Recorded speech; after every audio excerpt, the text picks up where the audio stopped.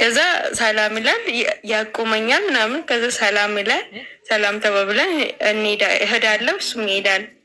ከዛ እያልን ከዛ እኔ ከቤተሰቦች ተለይቼ ተከራይቼ ነው እያደርኩ ከአይቶቼ ጋር ከወንድሞቼ ጋር ተከራይተን ነው የምንማረው ማለት ነው። ከቤተሰቦች ተለያይተን ማለት ነው። ከዛ በሰዓቱ ለአቅመ ፍቅር አልደረስኩም ነበር እኔ እዛን ሰዓት ማለት ነው። ግን እሱ ወደ ፍቅር መልቴ አስቧል። ሲቀርበኝም እሱን አስቦ ነው የቀረበ እና ደግሞ እኔ ደግሞ እንደ ታላቅ ወንድም ነው ማየው ማለት በፊት ከና አላቅም ነበር። ከተግባበን በኋላ እንደ ወንድም ያለው እናም ደግሞ እሱ ከኔ ማለት መንግስት ሰራተኛም ስለሆነ ከኔ አልፎ ስለሄደ አንዳንድ ጥያቄዎችን ጠይቃለሁ፣ ይመልስልኛል ምናምን። አሳይሜንት ምናምን ሲኖርም እንዲያስረዳኝ ጠይቃለሁ። ከዛ እንዲህ አይነት አሳይሜንት ሰጡኝ። ይሄ ቦታ አልገባኝም፣ ይሄን ብታስረዳልኝ ምናምን ብዬ እጠይቀዋለሁ። ከዛ እያስረዳኝ ነበር። ከዛ በኋላ እያልን በፊት ስልክ አልነበረኝም ለእኔ የዛን ሰዓት በማዘር ስልክ ነው የምደውለው። ማዘር ስልክ ማታ ስተኛ ከዛ ቤት ይዘን መታን። ቀን ሂደን ማታ ቤት ይዤ መጥቼ ከዛ በኋላ ጠዋት ደግሞ እልካለሁ። እንደዛ እያደረግን ነበረ እንትን ያልነው ማለት ነው። ከዛ በኋላ እያለ እሱ ወደ ፍቅር ገብቷል።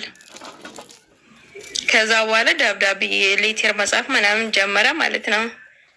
ከዛ በጣም ግራ ገባኝ። እኔ እንደ ታላቅ ወንድም እያየው እንዴት ነው ይሄ ነገር እንዲህ አይነት ደብዳቤ እንዴት ነው ምጽፍልኝ? እኔ የክፍለ ሀገር ልጅ ነኝ እና አዲስ አበባ ተመልሶ ሄደ። ትንሽ ቆየን እያወራን 2012 ድረስ እያወራን ቆየን እና 2012 ላይ ኮሮና ሲገባ በቃ መጋባት አለብን አለ። እያወራን ቆይተን ማለት ነው። 2012 ላይ መጋባት አለብን ምናምን አለ። ኮሮና ገብቶ ነበር 2012 ሁለተኛ ሴሚስተር እንደጀመርን። ከዛ እሻልንና ተጋባን። ስንጋባ እኔ መጀመሪያ አላውቀውም፣ በቤተሰብ ነው እንዳልኩሽ የተገናኘ ነው። የኛ ቤት ደግሞ እሱን ካላገባሽ አይደለም በህይወት ኖረሽ ሞተሽ አንገናኝም፣ እሱን ካላገባሹ ምናምን አሉኝ።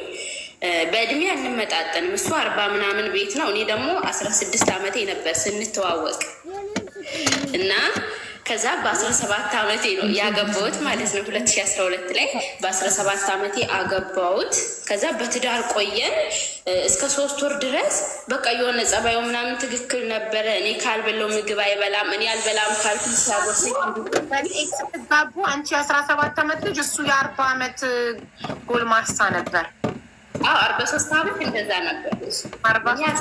አንዴ በስንት እንደሚበልጥሽ ላስላከ ይቅርታ ጋር አንቺ 17 እሱ 43። አንዴ ጭንቅላት ያውን እርጉዝ ስለሆንኩኝ ዘንድ 6 ዓመት ይበልጥ አንዴ ላስላ 43 ቀነስ 17 በ26 ዓመት ይበልጥሽ ነበር። 26 ዓመት ይበልጠኛል። በጣም ትልቅ ሰው ነበረ እና አዲስ አበባ ላይ ከፍተኛ መስሪያ ቤት ነው የሚሰራው በዛ ሰዓት ማለት ነው። እና ሀብቱ ነው የ43 ዓመት ጎልማሳ እንድታገቢ ያደረገሽ ሀብቱ ነው።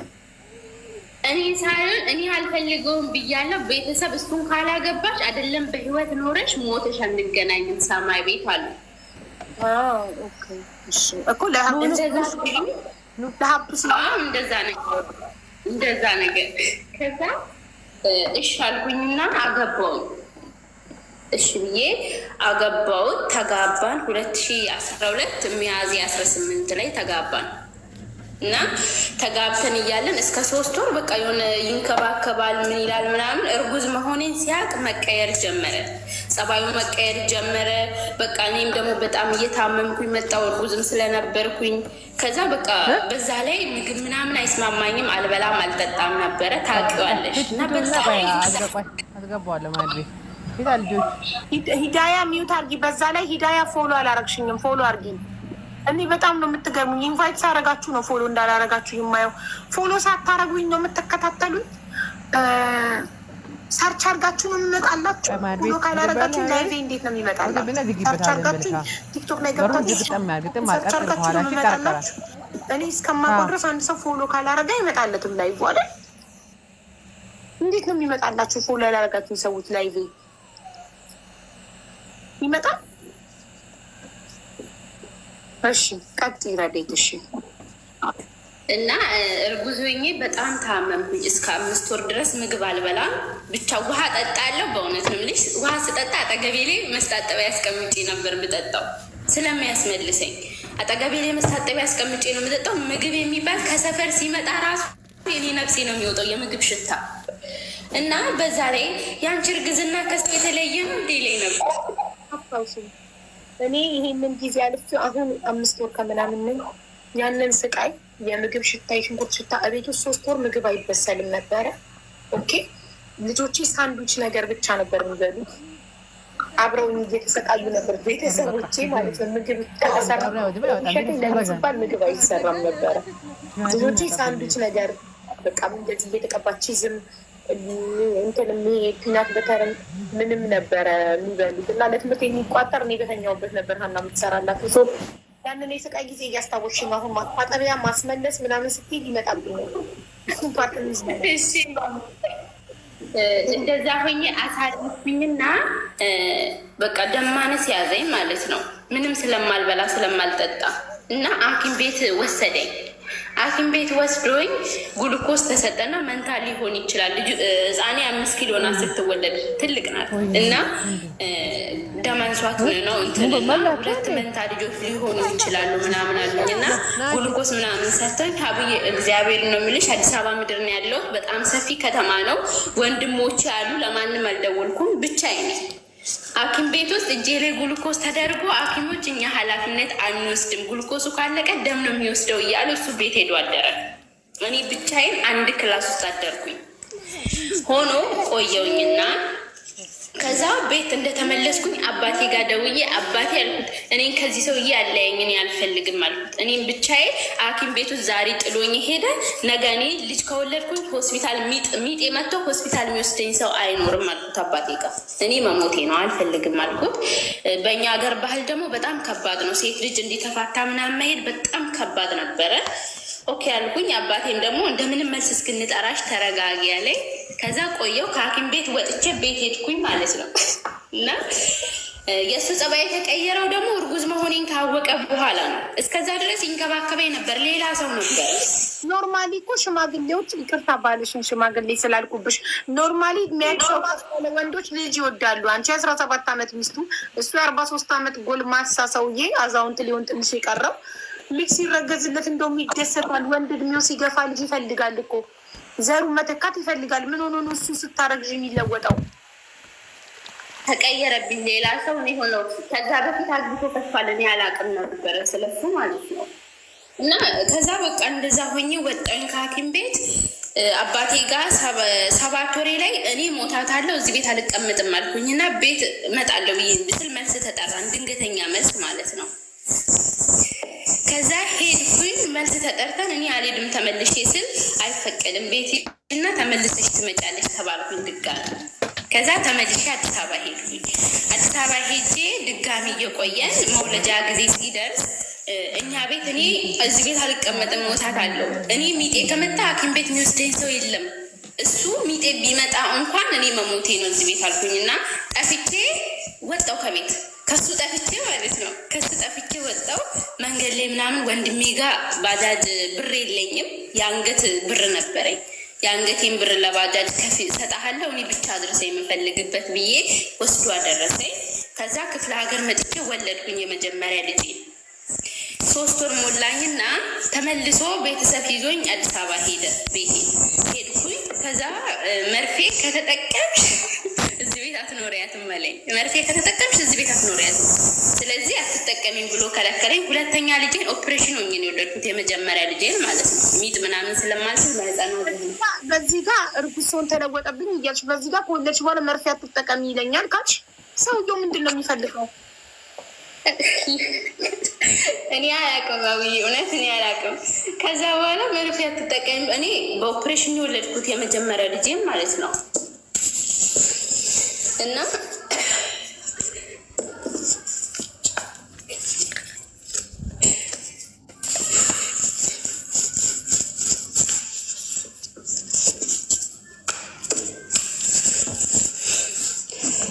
እና መርፌ አትጠቀሚ ያለኝ። ከዛ በኋላ የመጀመሪያ ልጄ እንደነገርኩሽ በሰርጀሪ ነው የወለድኳት ማለት ነው። ልጄን 5 ኪሎ ነበረች ስወልዳት፣ ትልቅ ነበረች። በሰርጀሪ ወልጄ እኛ ቤት 3 ወር ቆይቼ ተመልሼ ሄድኩኝ። መርፌ አትጠቀሚ ማለኝ። መርፌ ከተጠቀምሽ እዚህ ቤት አትቀመጪም ሲለኝ እኔም ያው ዝም አልኩኝ። ከዛ ሁለተኛ ልጄ የመጀመሪያን ልጄ በወለድኩኝ 6 ወር ሁለተኛ ልጄን አረገዝኩኝ። ና በቃ ነው ከዛ እግዚአብሔር ረድቶኝ ሁለተኛ ልጄን ደግሞ በሚድን በቃ ነው። ከዛ በቃ ቡት ያለኛል ሶስተኛ ፍለጋ ሌላ ሴት ይጀነጅናል። እኔ ሁለተኛ ልጄን እርጉዝ ነኝ። ከዛ ሶስተኛ ሴት ሲጀነጅን ሚሴጅ ምናምን አየሁኝ እና እኔ ከሱ ጋር አልኖርም ብዬ ትቼው ክፍለ ሀገር መጣሁ። በ3 ወሬ እርግዝና ቤት መጥቼ እኛ ቤት ወልጄ እዛው ቆይቼ ወልጄ ከዛ በኋላ 2 ወር ከሞላይም በኋላ ቤት ሄድኩኝ። ልጄን ወልጄ እስከ 2 ወር ድረስ እኛ ቤት ቁጭ አልኩኝ። 3 እርግዝና ላይ መጣሁ እኔ። ከዛ ተመልሼ ሄድኩኝ። የእሱ ደግሞ እህቶቹ አይመቹም። እህቶቹ በቃ በጣም ወንድሜ ሰርቶ ሲያመጣ አንቺ ቤት ውስጥ ቁጭ ብለሽ ትበያለሽ ይሉኛል፣ እንገልሻለን ይሉኛል። በጣም ነበር የሚያሰቃዩ የእሱ እህቶች ማለት ነው። ከዛ ሁለተኛ ልጄን እንደዛ ሆኜ ልጄን ወልጄ በኋላ ሄድኩኝ። ከሄድኩኝ ደግሞ ተመልሼ ጸባዩ የመጨረሻ ብዬ ሌላ ሰው ሆነብኝ። ሌላ ምስት ፍለጋ መሄድ ጀመረ፣ ተቀየረ። ሁሉ ነገሩ መቀየር ሲጀምር እኛ ቤት በስንተኛ ዓመት ሄድኩኝ? 4 ዓመቴ ላይ በተጋባን 4 ዓመታችን አባቴ ቤት ሄድኩኝ። ተመልሼ ክፍለ ሀገር ሙሉ ቀይ በእኛ ሀገር በል ስታገቢ ሙሉ የቤት እቃ ይሰጥሻል። ብፌ፣ አልጋ፣ የቤት እቃ ምናምን ሁሉ ነው የሚሰጠው በእኛ ሀገር። እሱም ጥሎሽ ይጥላል። ስንጋባ በ80 አይደለም የተጋባ ነው፣ በሽምግልና ነው። ከዛ ሙሉ ቀይን የተሰጠንን ሙሉ እቃ በመኪና ጭኜ ሀገር የገባው የእሱን እቃ አንድ ነገር አልነካውም። ክፍለ ሀገር በእኛ ቤት የተሰጠኝን አልተዋትም ብዬ እንዲሁም ለወንድ ልጅ ሴት ልጅ ሲያገባ ለወንዱ ልጅም የስፌት ልብስ ይሰጠዋል። እሱም ለእኛ ቤተሰብ ያለብሳል። ያንን ሳይቀር ጭኜው ክፍለ ሀገር ገባው። ከዛ በኋላ እንዴት ሆንኩልሽ? አሁን ስደት ነው ያለሁት፣ ዱባይ ነው ያለሁት። ከዛ ወስኜ እኛ ቤት ከሄድኩኝ በኋላ 1 ዓመት ሙሉ ሳናወራ ቆየን። አሁን 6 ዓመት ይሄኛው 5 ዓመት ለልጄ ሞልቷታል። ወደ 6 ዓመት እየሄድን ነው ማለት ነው። ከዛ እኛ ሀገር ተመልሼ ሄድኩኝ። ሄጄ 1 ዓመት ቆየው። ልጆቹን ይልካል፣ ብር ያስተምራል ምናምን ቆየ። አሁን ዱባይ ከመጣው በኋላ የሆነ ማባበል ጀመረ፣ ማውራት ጀመረ ምናምን በቴሌግራም። ከዛ እያወራን ምናምን አልኩት። ሀቡዬ እንዴት እንዳደረገ ልንገርሽ። 2 ልጅ አለን፣ ሴትና ወንድ ነው ያለን። ቤቱን በወንድሙ ስም ነው ያደረገው። የአዲስ አበባውን ቤት 5-6 ሰዓት የቆምኩትን ብር ለምንድን ነው የምሰጠው ለሱ? አግብቼ ለልጄ አባት ብር አልሰጥህም አልኩት። ሰርተ ብላ ብር አልሰጥህም። እሱ ሀብታም አይደል እንዴ? ከአንቺ ለምን ብር ይፈልጋል? ለዛውን ሀብታም ብቻ ሳይሆን ሰላም ሚኒስቴር ነው የሚሰራው። በአዲስ አበባ የተከበረ መስሪያ ቤት ነው። ሰምተሽ የምታውቂ ከሆነ ሰላም ሚኒስቴር ነው የሚሰራው። በጣም መስሪያ ቤቱ ትልቅ ነው፣ ደሞዙም በጣም ትልቅ ነው። ግን ብር ላከለኝ እኔ ጋር ደውሎ 1 ዓመት የሰራኩ ብሬት አለ ስለው ግቢውን በግንባታ አጥሬ ያለው አለ። ይህንን በብሎኬት ሰርቻለሁ ምናምን ብሎ ፎቶ አንስቶ ላከ። ኦኬ ጥሩ ነው አልኩት። እኔ ብር ምልክልህ አልኩት። ከኔና ከቤተሰቦችም ምረጥ አልኩት። ልጅ አለ፣ እኔ ቁርጬ እንዳልለይ ልጆች አሉ፣ ምንም የማያውቁ ልጆች ናቸው። አባቴን ይላሉ። ምርጫ ሰጠሁት። ምርጫ ስሰጠው ድጋሚ ቤተሰቡ ምናምን የማለት ነገር ስልኩን ቀጥታ ብሎክ ነው ያደረኩት። ቀጥታ ብሎክ አድርጌ ብር እኔን እንዳትጠይቀኝ አልኩት። 5 ዓመት ብቆይ 5 ሳንቲም አልክልህም አልኩት። እኔ ለአንተ 5 ሳንቲም አልክልህም። ምክንያቱም አንደኛ እኔ ትላንት ተሰቃይቶኛል። እኔ በጣም እንድማረር አድርጎኛል። እርግዝና ወቅት በጣም ከባድ ጊዜያቶች ነው። ያንን ጊዜያቶችን ብቻዬን ያሳለፍኩት።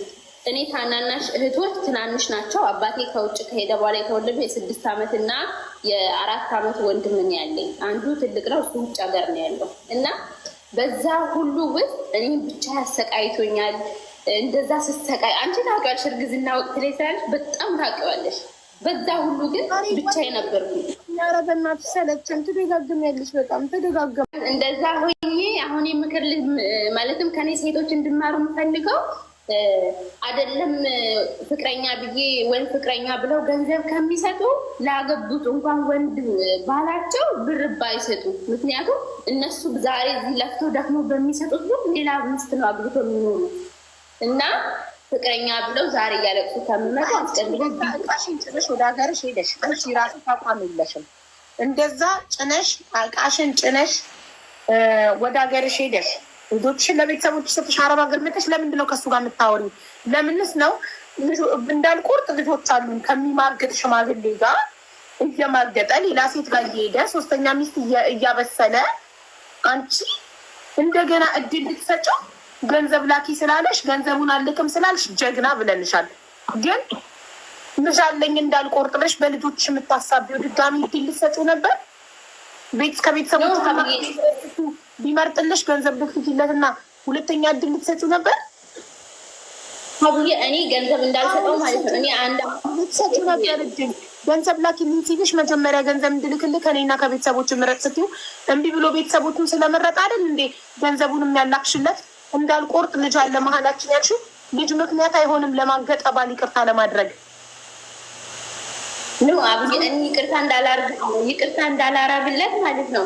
ተቀልሽ ራሴን ላጠፋ 3 ሞክሬበታለሁ። በዛ ህይወት ላይ በጣም ብዙ ስቃይ ደርሶብኝ ነበረ። እኔ ዛሬ ይቅርታ እንዳላረግለት አንደኛ አሁን 23 ዓመቴ ነው። እኔ ሌላ ትዳር ብፈልግ አላጣም። ወጣት ነኝ። ሰርቼ ልለወጥ ብል በጣም ብዙ ጊዜያቶች አሉ። ከኔ አልፎ ለሌላ መጀመሪያ ልጃችሁ ስንት ዓመቱ ነው? 5 ዓመቷ ነው። 5 ዓመቷ ነው። ሁለተኛዋስ? ሁለተኛ ወንድ ነው። ሁለተኛ ወንድ ነው። 4 ዓመት ሊሆን ነው። ኦኬ ጥሩ። በ18 ዓመትሽ የመጀመሪያ ልጅሽን ወለድሻት። አሁን አንቺ 23 ዓመትሽ ነው። የመጀመሪያ ልጅሽ እና እኔ ለሱ ገንዘብ እንዳልክ እኔ ደግሞ ታውቂያለሽ፣ እሱ እንደዛ ላደርግ የፈለኩት አንደኛ የአዲስ አበባውን ቤት ለልጆቼ እንዲያረግ ስለምፈልግ እንጂ በልጆቼ ስም እንዲያረግ ልጆቼ በጣም ተሰቃይተዋል። ባይገርምሽ አንዱን በሆዴ አንዱን በጀርባዬ ይዤ ነው እኔ ተሰቃይ ነበረው ማለት ነው። አንዱን በሆዴ ይዣለሁ፣ አንዷን ደግሞ ከጀርባዬ ነው ተሸክሜ ተሰቃይ ነበረው። ምክንያቱም በእግሯቸው ጋለው ደግመሽ አወራሹ ደግመሽ አታውሪ። ይሄን ሼባ በቃ ፋይል ዝጊ። ፋይል መዝጋት ነው ያለብሽ ማሪ። ከአንቺ ጋር ልጆቹን ማየት ሲፈልግ ቤታችን ያውቀዋል። ቤታችን ሄዱ አለ። ልጆቹን ማየት ሲፈልግ ልጆቹን መውሰድ ሲፈልግ ከአንቺ ጋር የሚያወራበት አንድም ምክንያት የለውም። ስለዚህ ብሎክ አድርገሽ ከዚህ በኋላ እኮ ታውቂያለሽ፣ እኔ አሁን እኔ ቢያንስ ለራሴ ሳይሆን በእውነት ነው የተቸገሩትን መርዳት እችላለሁ። ጀግናም ሴት ነኝ። 2 ልጅ ይዤ 2 ዓመት ሙሉ አባቴ ቤት በሄድኩበት ጊዜ 2 ዓመት ማለት ነው እኔ አባቴን 5 ሳንቲም ባልጠይቀውም ታውቂያለሽ። ንግድ ጀመርኩኝ። ንግድ የጀመርኩት በሰው ተደግፌ ነው የጀመርኩት። አባቴ ብር አለው፣ ወንድሜ ውጭ ሀገር ነው። ግን እነሱን 5 ሳንቲም ባልጠየቅኳቸው ሌላ ሰው ተደግፌ ስራ ጀመርኩኝ። ሻይ ቡና ጀመርኩኝ። ይሄ ልማት ኮለደር ልማት ብሎ ምናምን አፈረሱ። ሲያፈርሱ ምንም አላልኩም፣ እጅ አልሰጠሁም። ንግድ ላይ ገባሁ ከሰው ጋር ማለት ነው። ከሰው ጋር ንግድ ገባሁ። በሳምንት 3 ቀን ነው የሚቆመው ገበያው። በ3 ቀን ውስጥ ነክሼ መቀመጥ አለብኝ። በቃ ከእነሱ ቤትም ከወጣሁ ኑሮ ሊከብደኝ ነው እና ጥርሴን ነክሼ ቁጭ አልኩኝ። ተቀንሽ የሆነ ነገር ላይ የታገሰ ሰው የሆነ ነገር ላይ ምንም ነገር ቢገጥመው ጥርሱን ነክሶ የተቀመጠ ሰው የፈለገበትን ይደርሳል። የፈለገበትን መድረስ የሚከለክለው ነገር የለም። እንቅፋቶች ብዙ ይኖራሉ። ቤተሰብ ጋር ትዳር ተፋተሽ ስትሄጂ እኩያሽን ደግሞ አግብተሽ ፍቅር ታጣጥሚያለሽ። አቡዬ አልፈልግም። በዚህ ጊዜ ታማኝ ወንድ የለም። ምን ያርፍ ልጆችን ነው ማሳድገው ነው ከፈለግኩ ምን የፈለግኩት የተመኙትን ነገር በኋላ ነው። በ26 ዓመት የሚለጥሽን ሽማግሌ አግብተሽ እኮ ምንም ፍቅር አላጣጣምሽም። እኩያሽን አግብተሽ ፍቅር ማጣጣም አለብሽ። እሱ ልክ አቡዬ እኔ እንዳሰብኩት ታውቂያለሽ። እኔ የፈለግኩትን ህይወት ለመኖር እኔ 5 ዓመት ብዬ ነበር የመጣሁት። የፈለግኩትን ህይወት ለመኖር 20 ዓመት 5 ላይ 15 ዓመት ጨምሬ 20 ዓመት ሰርቼ የተሻለ ምክንያቱም እኔ ብዙ ጠላት አለብኝ ታውቂያለሽ። ያንን ሰው መበቀል የምችለው በእኔ በስኬት ብቻ ነው። እና የፈለኩትን ነገር ከያዝኩኝ የፈለኩትን የምኖርበትን እኔ የተመኘሁትን ህይወት የምኖርበትን ነገር ከያዝኩኝ በኋላ የፈለገውን መርጬ ማግባት እችላለሁ። ግን አሁን መቸኮል አልፈልግም። እነዛን ልጆች ማጠንከር አለብኝ። 5 ዓመት ማለት እኔ የፈለገ ብቆይ እነዛ ልጆች እራሳቸውን አይችሉም። እነዛን ልጆች ብዙ ኃላፊነት አለብኝ። ፈጣሪ በኃላፊነት የሰጠኝ እነሱ የሆነ ደረጃ ላይ ካደረስኩኝ በኋላ በአስብን ችግር የለም። ራሳቸውን እስኪችሉ ድረስ አግዛቸዋለሁ። እሺ፣ አመሰግናለሁ። ስለወለድሽ የትም አይሄድብሽም። ባል ይደርሳል፣ የባል ጉዳይ ይደርሳል። ዋናው ዕድሜሽ አያልፍብሽም፣ ወልደሻል። ስለዚህ 5 ዓመትም ሰራሽ፣ የፈለግሽውን ያህል ሰርተሽ የምትፈልጊውን ሀብት ካካበልሽ በኋላ ሀገርሽ ገብተሽ ልጆችሽን ጥሩ ህይወት ከራስሽ ጋር እያኖርሽ የፈለግሽውን መርጠሽ ጠብሰሽ ታገቢያለሽ። ዋናው ብቻ ያዥ አንቺ። እሺ እኮ ለዛም ነው እኔም 5 ዓመት አይደል ለምን 20 ዓመት አልቆይም? እኔ ገንዘብ ካለኝ ወንዴትም አባቱ አይሄድም። ስለዚህ ወሳኙ ነገር ምንድን ነው? ገንዘብ አስፈላጊ ነው ለሴት ልጅ። እኔ ትላንትና ባዶ እጄን ስንከራከር ያዩት ብላለች። ሰምታችኋል። የትም አይሄድም። እሺ፣ እናመሰግናለን ማሬ፣ ይመችሽ። እሺ አብዬ አመሰግናለሁ። እናቴ በገንዘብ እንደምትገዙ እየነገረቻችሁ ነው ወንዶች። እኔ ገንዘብ ካለኝ ወንዴትም አባቱ አይሄድም፣ ቀስ ብዬ ይደርስበታለሁ ብላለች። እሺ አቦ አስገቢኝ፣ ኔትወርክ ነው አስወጥቶኝ ነው። እሺ አሰማሊ ታሪካሉን ቢያጥፋ ነበር። እሺ ወይ ረድኤት ጩኸቷ ደግሞ ፈጣሪ ሆይ ድረስ